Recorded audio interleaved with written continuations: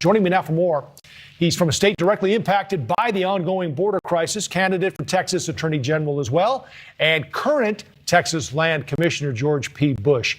Commissioner, it's good to have you again, and I want to start with that news that broke today. No settlement, so it goes back to court. Why do you think the DOJ pulled back on this? Well, perhaps they've realized that this is a more reasonable policy and that the magnet policies are destructive to communities, not only in South Texas, but throughout the entire country.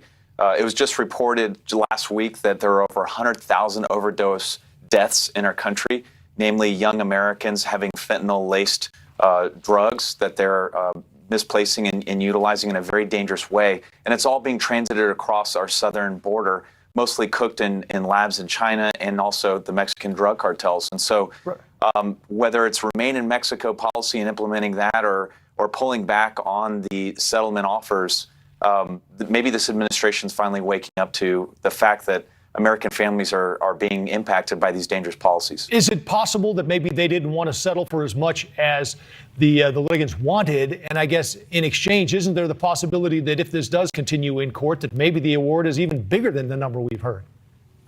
That's a pragmatic approach and one that would be more sensible. But again, the cartels are smart. This is a magnet policy. When you hear on the other side of the border, namely in Mexico and Northern Triangle, the cartels operate based on the information that if you are potentially separated, you can get a legal settlement.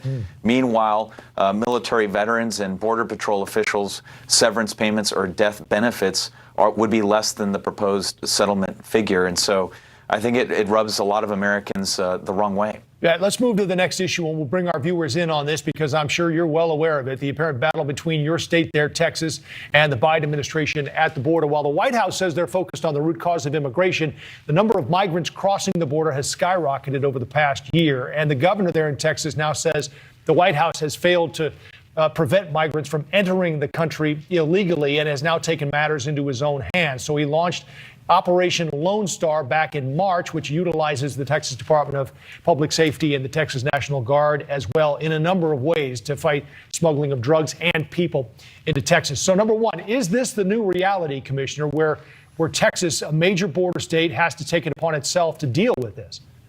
It is, and the mission has been successful. There have been challenges in the court, but I suspect that those rulings will be in the favor in the state of Texas because Texans care about protecting private property, and under criminal trespassing statutes, we've been successful in prosecuting some of these cases.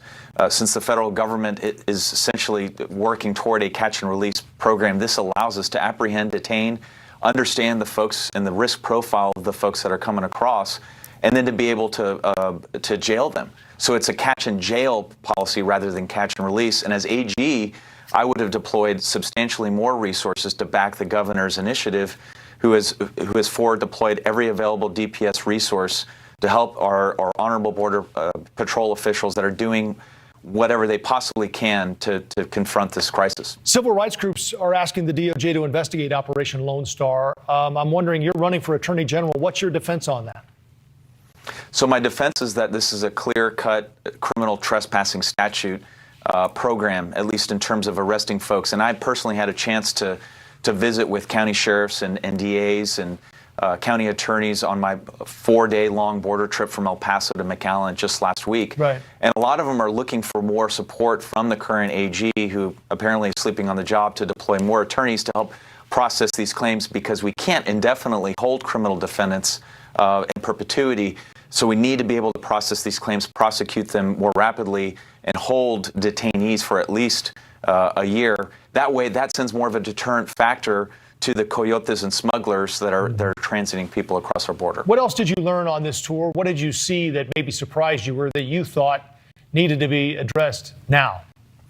Well, part of our trip was to show the exhaustion that not only DPS, as part of Operation Lone Star, but guardsmen from all over the country, including Texas guardsmen and Border Patrol, are currently encountering. And morale is fairly low, particularly within Border Patrol, because their own president, the top of their own chain of command, continually doubts their actions and the split-second decisions they have to make when triaging the risk between those that are coming here illegally and those that are armed and would seek to do us harm on our side of the border. And so morale is low, recruitment is tough. And so we're excited to go back to the border, continue to honor our law enforcement officials as part of this campaign, because they're the ones that are keeping the watch while you and I get to enjoy our Christmas presents on Christmas morning. Where does Texas stand on a state-funded wall?